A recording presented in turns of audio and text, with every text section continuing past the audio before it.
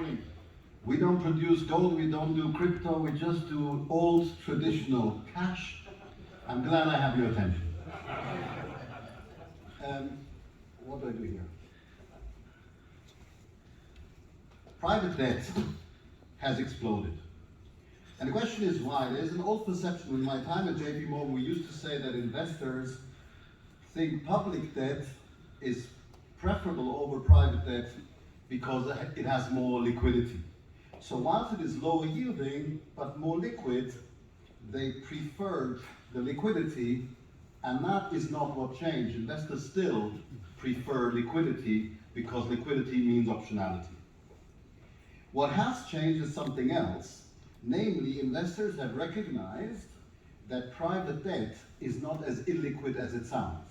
And similarly, they learned in the financial crisis that public debt is not as liquid as they thought. So once it is liquid on a daily basis, when you actually need that liquidity, everyone needs that liquidity, as a result of which you don't have it. And therefore, there has been an explosion in private debt, which has manifested itself in many sub-segments of this market, where there is now more than $1 trillion invested without a mark-to-market.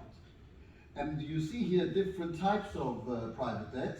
We are focused on this thing, as well as real estate debt, which is, and our question is this something that the market has not yet recognized? So let's talk about the rest. Capital is flooding global private debt markets. We've already mentioned the $1 trillion. And specialty finance, among the areas we've previously shown, is far less populated than any other area. So obviously the question is, why is that? And as I said, the fintech definition includes real estate, and that is an asset we should talk about, but we won't have time for this today. So within private debt, we're focused here. Is this the best kept secret? Now I have to ask you a question about best kept secret. You remember Benazir Bhutto, the Pakistani Prime Minister. When she was a little girl, she grew up in the house of her father, who was a prior Prime Minister. At the time, there was a big question in world markets: is Pakistan building nuclear weapons? So as a little girl, the story says, Benazir went to her father and asked, is it true that Pakistan is building nuclear weapons? To which he said, Benazir, can you keep a secret? She said, yes. She said, no. Can you really keep a secret? She says, yes. He goes, well, so can I.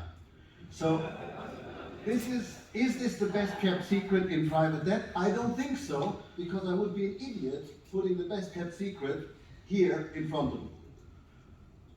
But I can explain which part of private debt, i.e. which part of specialty finance, has attracted far too little investment, and that is where we live.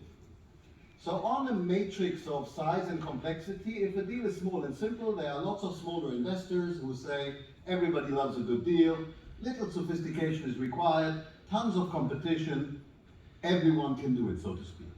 In the second quadrant, if it's large and simple, there's lots of institutional money, and so imagine 55% loan to value against an asset in top location, strong borrower, where do I sign?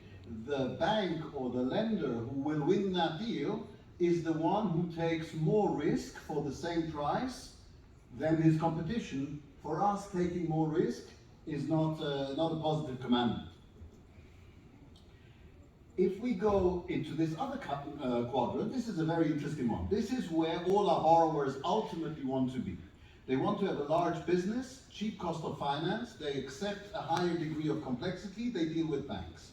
Ultimately, these transactions have originators who can produce 200, 300 million pounds worth, pounds, dollars, euros worth of assets, and those assets ultimately find their way into the securitization market.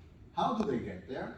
By virtue of banks writing a warehousing facility, a warehousing line, I'm telling you things you already know, and therefore, during the ramp-up phase, the bank holds that risk. Interestingly, those banks, and I was at one of them, JP Morgan, for many years, house that risk not because they love the return, but rather because they love the fees associated with the entry to the warehouse, the exit from the warehouse, and the entry into the securitization market. That is ultimately what they are most interested in. And therefore they can afford to lend at a lower return. That's not interesting to us. We want to achieve a high return, reason being our own money is heavily invested in our own funds. And therefore we have a natural alignment with our investors, and we end up doing deals that are small but complex. If it's small but complex, you need a higher degree of intellectual capabilities. You end up with less competition. You end up with a transaction that takes a bit longer to structure, because all of these wrinkles, the what ifs and buts and all of that, they manifest themselves in, can I have a reserve here, can I have a put option there, etc. These are quite structured transactions. You end up with a higher return, but on a lower quantum. And interestingly, you end up with higher protection. So, no one likes small investments that are complex. That is true. That's also true for us, by the way. But we accept them. Why? Because we end up with better protection. Now, usually you associate better protection with lower returns, because that is how the second quadrant, if you remember, works. Higher protection, lower return, 55% LTV, where do I sign? That's all great. We're not interested in that. We're interested in better protection and higher returns, and that, ladies and gentlemen, that's the holy grail. That's where we want to be with our own money, and we're inviting investors to come with us on our journey. So we're not a big firm, we don't have a big brand. Don't invest with the big brands because they have nothing to prove. We have something to prove. We need to deliver higher returns. The only way we can do so is if our facilities don't default. For that we need better protection. That is the holy grail. So, what does Fintechs do? Very quickly, tailor-made lending without the faff. One slide, we lend where there is a portfolio of assets or cash flows. Those need to be robust, recurring, predictable. Our borrowers are typically solidly profitable. We write RCFs, so revolving credit facilities, which are typically for 2 to 5 years. As a result, we lend what we call through the cycle. We know that over a 5-year period, the cycle will turn, if it hasn't turned already. So in an up market, we anticipate a worsening of conditions. In a down market, we don't anticipate it becoming better. Therefore, assets and cash flows need to be robust, recurring, and solid. All our borrowers have the first loss. We focus a lot on aligned interest. That's because we also have an aligned interest with our investors by being a heavy investor in our own facilities.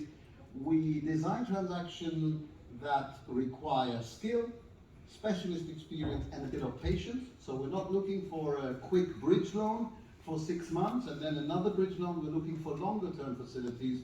For that we need more solid borrowers. They want to normally revolve, which means that they might have a higher velocity business where they buy and sell and they need the collateral to be revolving. And that is something that requires a lot of skill and patience. And at Fintechs, we are decisive. We're not like the banks who are not only these days retrenching, but also a bit inefficient. We leverage technology both for monitoring, for reporting, and also for our risk management, and we act with a high degree of efficiency. 2 slides to finish. Now is a great time to invest in private debt. This is a very interesting graph. Unfortunately, I don't have the data since then, but I think it tells an interesting story. This is the median IRR of private debt funds in the US that were born in these vintage years, so from 1998 to 2014, and it shows that with hindsight, those funds have performed best if they were born towards the end of an economic crisis. So if your view is that the current economic crisis, whether it is inflation, whether it is Putin, whichever aspect of it, whether it's global shortage of labor, whether it is supply disruptions, if you believe that the current economic crisis is likely to come to an end in a year or 2, the private debt funds that are being incorporated now, based on this rule, have likely the best performance. And that is interesting if they lend through the cycle, as we said, and only if they write long enough facilities. In other words, if you say base rates are high and margins are high and now is a good time to lend, then you need to lend for 2 to 5 years, because if the cycle turns within that time frame, you will have locked in facilities born now at a premium to what will be available then.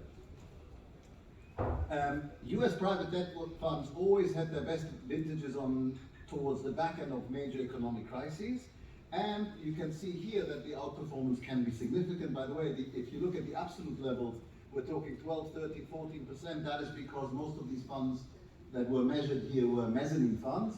We do mezzanine as well. We just don't do as much mezzanine now as we used to do when times were more benign. So we are often shifting away from risk by reducing the proportion of mezz in our fund.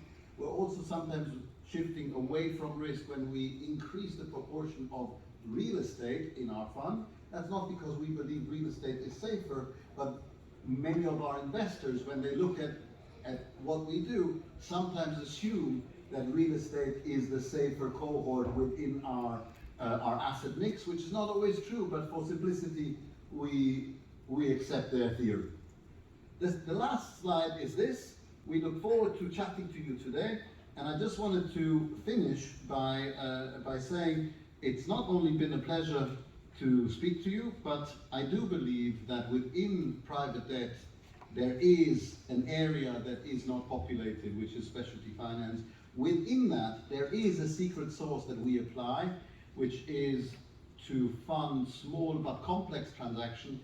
That, I do think, is the best kept secret within the world of private debt. And can you keep a secret? So can I.